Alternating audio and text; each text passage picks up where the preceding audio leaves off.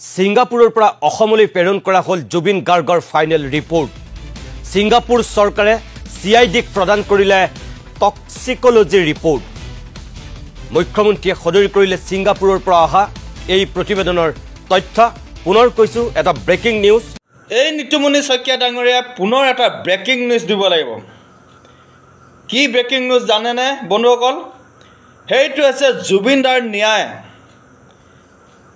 SITয়ে যি তদন্ত কৰিছে, SITয়ে ন্যায়ালয়ত দাখিল কৰিব সেই তদন্ত।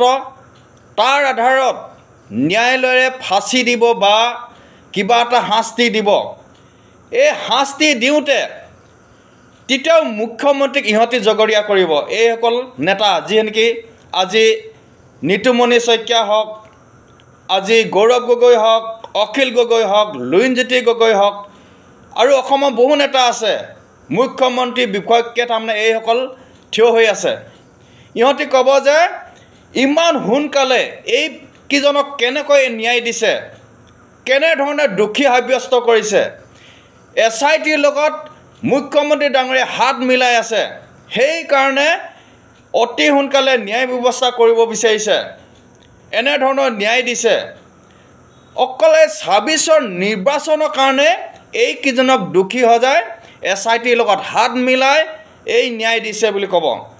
ইহঁতৰ মানে মাথা গৰম হৈ যাব, পাগলামি বকিবলৈ ধৰিব এইকেইজনে। চাই থাকক, নহয় যদি এনে পৰিস্থিতিয়ে হ'ব বন্ধুসকল। আপোনালোকে সময় আহিলে চাব দেই, এইসকলে কেনেধৰণে হুলস্থুল কৰিব।